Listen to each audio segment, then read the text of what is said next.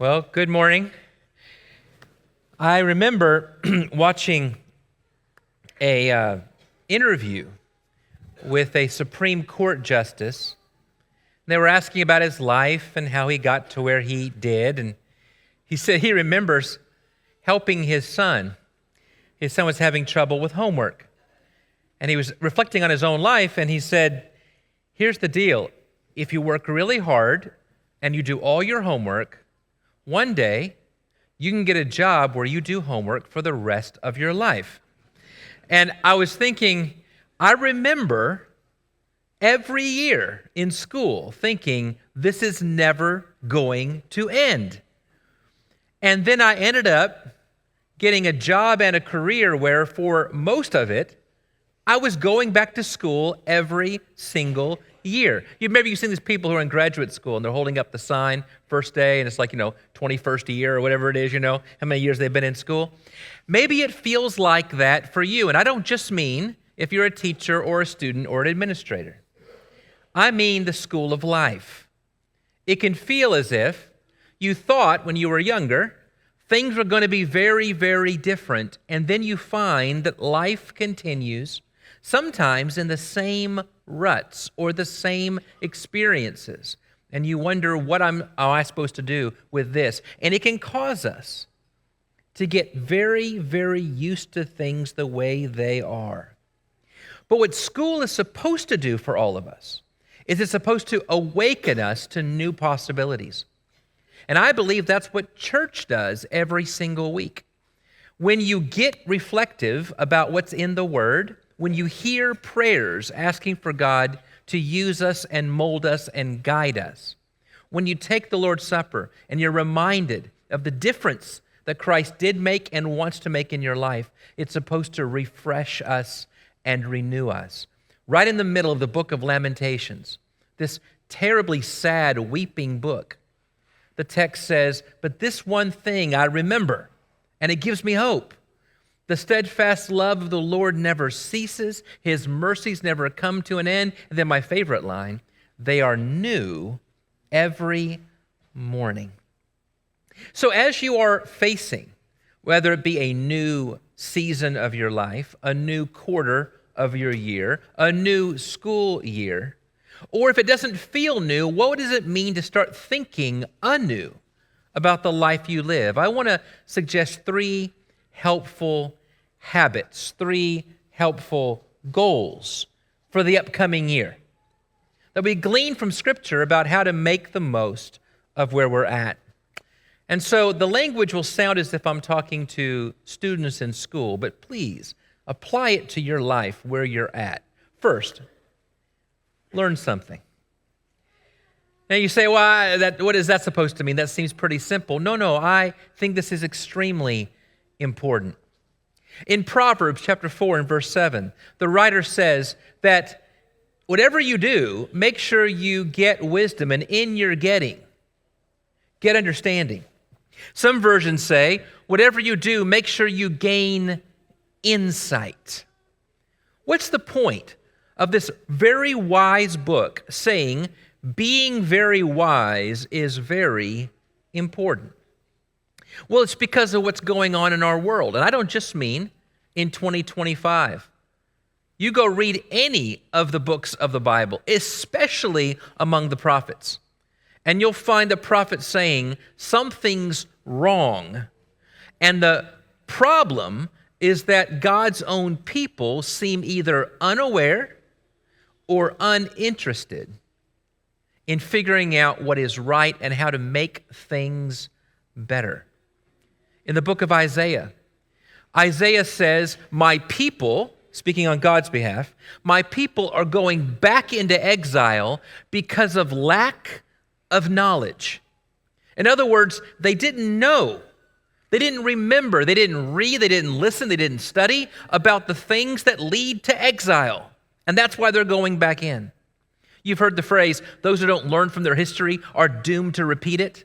That's what happens in Old Testament Israel over and over and over again. My people are going into exile because of lack of knowledge. Hosea chapter 4 and verse 6, God says, my people are being destroyed for lack of knowledge. It is a story of God's people from beginning to end, of failing to learn something important. But there's always a minor story going on. Even when the big story, the headline is, my people aren't paying attention. They aren't learning, they aren't growing, and they're going to head the wrong direction. There's always these stories, these sounds in a minor key of people who do catch on to what's going on. I've always found it interesting that in 2 places in the Old Testament, the text says that there were folks who understood the times. One is in the book of 1 Chronicles. There's a long list of the people who joined themselves to David and help him in his fight. And in 1 Chronicles 12 and verse 32, the text says some people came from the tribe of Issachar. Next line. Men who understood the times and knew what Israel should do. A very similar line is in the book of Esther, chapter 1 and verse 13.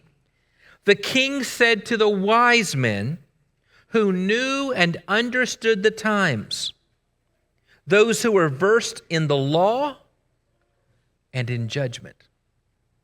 Okay, what we have here is that God is using people who have prepared themselves mentally, intellectually, for facing the world. Men who understood the times. I cannot remember who it was, but someone wrote a book on preaching and said one thing that's very important in preaching is to begin your preparation with the Bible in one hand and the newspaper in another. For those of you who are 30 or younger, a newspaper used to be this thing where you would get your news from. A Bible in one hand and a newspaper in the other, which was a way of saying, what does God have to say to the situation in which you find yourself? That those are very important topics. Learn something. There are people who go to school and think that their job is to learn for the sake of learning. We lovingly call those people nerds. Now, what does that mean? Learning for the sake of learning. It means people who just love knowing all kinds of facts. The ones who act as if, maybe you remember students like this sitting around you, the ones who act as if somehow they're trying out for Jeopardy, and they just seem to know all the answers. In school, you call them names like that. What do you call them when you're older? Or you call them boss. That's what happens. These people who learned everything. So I remember I was in grad school, and I met somebody who was also in grad school, studying something different. And I asked them what they were studying, and it was something it seemed very difficult to me. It was like astrophysics or something. And I said, that's amazing. I said, what are you going to do with that? What are you going to do next? He said, well, I'm finishing this up. I've already applied for another master's degree. Really? In what? In English poetry. Brilliant. And I said, you're working in both of those fields? What are you going to do after that? He said, I don't know. I'll probably think of something else to study. And suddenly I got very sad because I thought, if this continues, here's somebody who's going to learn and learn and learn and never use it to accomplish anything, to help anyone. Learning for the sake of learning is valuable to a point. But if it never actually blesses anyone, what good is it? Maybe you know this language about, what good is it if you have faith, but you have no works? What good is it if in your heart you're thinking, I sure wish that person could be warmed and filled, but don't actually do anything to warm them or fill them? In the same way, learning for the sake of learning gives the impression that somehow having facts in your head by itself is the end goal. There's something better. So there are other students who think that the goal is to learn for the sake of doing. These are the ones who are always asking the same question every 5 minutes. Is this going to be what? On the test. All right. In other words, I am here so that I can learn whatever I have to so that I can spit it back out on the test so I can get on with my life. And the only classes that really matter are the ones in my major. And why is that? Because I know what I'm going to do, and I'm learning for the sake of doing. To those students, I try to remind them that according to the statistics, you probably will have 5 different kinds of jobs in your life. And given the way the economy works, you may very well be working in a field that you're not even studying now, doesn't even exist now at some point in your life. So what are you going to do when that day comes 20 years from now and you're thinking, I really wish I had paid attention in that class that I thought had nothing to do with my life? Except algebra. Nobody's ever going to use that. Just want to let you know that right now. But what am I ever going to do with those classes that feel hard and don't seem to apply to the job I want to do? Learning for the sake of doing necessarily limits your field of vision. There is something better. May I suggest that we learn for the sake of living? And that is, everything God puts in front of us is an opportunity to grow so that we can be useful for the Master. Listen to the language that Paul's servant Timothy is told. And that is, in any master's house, there are cups that are able to be used for honor, and there are cups for dishonor. Your job is to become a vessel of honor, whether you're gold-plated or you're simply a lump of clay that's been carefully molded into a cup. Whatever you are, make yourself useful for the Master for every good work. In other words, I am prepared that wherever God plants me, I can be useful for Him. Paying attention, learning, understanding the times, so that where God places you, you don't have to say, boy, I wish I had known I'd be used for this. I really would have taken that more seriously. Learning for the sake of living. It's a wonderful approach to how we approach Bible study, how we approach ongoing education, how we approach really listening to people and we're having conversations, learning so that we can be useful for the Master for every good work. Second, not just learn something, notice someone. Okay, this is going to be true for students, it's true for teachers, it's true for administrators.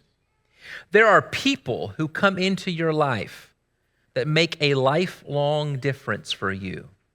I do know some people who seem as if they neither have nor need close friends. I do not understand such people. My lifelong friends, the ones that go back 25, 30 years,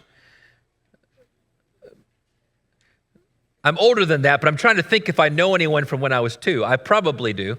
But I'm thinking of these friends that I've had for as long as I can remember, who know me better than I know myself. That's gold, and I don't know what price tag to put on that. It means a lot to me. But so many of them were people who already had something in common with me, and we formed natural bonds that grew. Most of them are that way. What happens in any high school cafeteria? If you just look around, you'll see people hanging out with people very much like themselves. And then you'll find those who just don't seem to fit. And the question is always, who is going to notice them? If only God had a group of people in this world sent into the world with this mission to seek out people who don't know their own worth and don't know the worth that's been given to them by their Master, and were commissioned to spread that grace to others. It means something.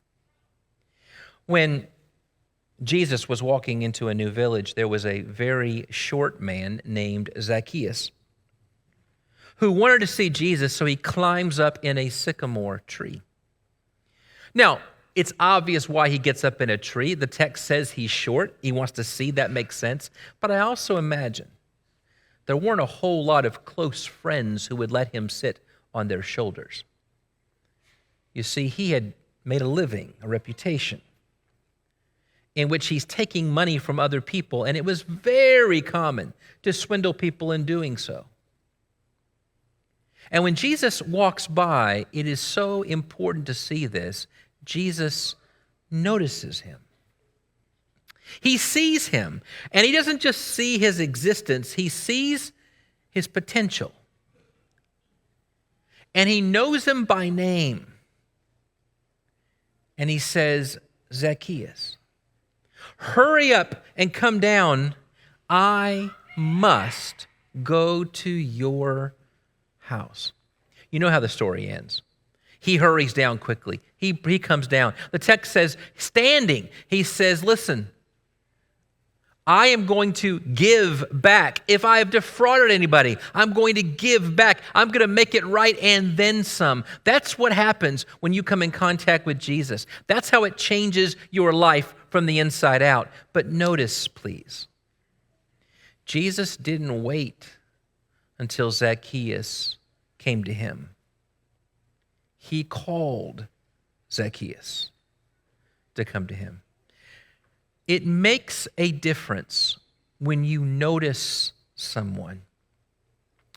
I was trained for a little while on raising money, and one of the first things we were taught was there is nothing so sweet to someone's ear as the sound of their own name. And can I tell you something? That's true. Calling him Zacchaeus, not just hey you, is a way of saying, I know more about you than you think I know about you, and creates curiosity. It made him want to come down. It made him want to share his life and share more of his story. Who is it that needs to be noticed? Who does God put in your way that it's so easy to look past rather than looking with? Notice someone. Notice their potential. Notice their story. Notice what God is doing and wants to do through them. Learn something. Notice someone. And then number 3, take some time. By this I mean really invest in the opportunity where you're planted. I know that we don't always look forward to what we're facing. I know that. I remember every grade. I remember thinking, well, I'm glad I'm not in the one I was in before, but I really wish I was 2 ahead from where I am. I always felt that way. But the text says in Ecclesiastes chapter 3, there is a season. Every single season that God gives you has value. There's a purpose for every single time and situation that God places you in or before you. Please don't waste your life when you're a little child and everyone's telling you this is the best time of your life and you're saying, I wish I was something else. Or when you're a teenager and everyone's saying, this is the best time of your life and you're saying, I wish I was something else. You're newly married. Everyone says, what, this is the best time of your life. And you say, yeah, but boy, I wish I was something else. You have kids, and they're getting on your nerves. And people say, oh, these are the golden days. Cherish this moment. And you say, oh, I wish I was something else. You're in retirement years, and all you can do is remember back to what you used to do. Oh, I wish I had tried a different job. I wish I had saved more money. I wish I had done. And someone's saying, wait a second. Think of all that you have right now looking forward, the wisdom you've acquired, the time you now have to give back. Do something wonderful with it. And you say, I wish I was something else. Take the moment God's given you and make the most of it. There is a purpose. There is a season placed in front of you with meaning. That's why when Paul gets to Ephesians chapter 5 and verse 15, he's in a series of thoughts in which he's trying to get you to recognize that God's trying to use you and work with you, and there's going to be difficulties coming your way. Remember, the very next chapter is about the shield of faith and the breastplate of righteousness and all that's coming along because of the difference that you're trying to make in people's lives. But Paul says, be very careful how you live. Not as unwise, but as wise, making the most of every opportunity because the days are evil. Now, he's not trying to say that things are just terrible all the time. What he's saying is we live in a world that struggles between its calling by God and its internal desire to rebel against God. There's evil in the world. And there's difficult times ahead, and there's difficult times in which you face. But God is in the redeeming business. And he can give you the power, the tools, the opportunity to redeem this moment. Maybe it's that student who just seems to always get on your nerves, but this is the moment when that kind word, that careful investment can set them on a new course for the rest of their life. Maybe it's that neighbor that needs your investment for a season. Maybe it's giving up that one smaller dream so you can spend more time focusing on where you're at now. Whatever it is, redeem the time. Make the most of every opportunity God places before you. 3 very simple lessons. Learn something, notice someone, take the time is a way of saying this may be a new season for you. If it's not, let it be a renewed vision of the life God's given you as we move forward. Thank you for joining us. I hope you've been encouraged. I hope you've been enriched. And if you have any questions, any thoughts, any comments, reach out to us at prayers@wschurch.net. God bless you. Tune in next week.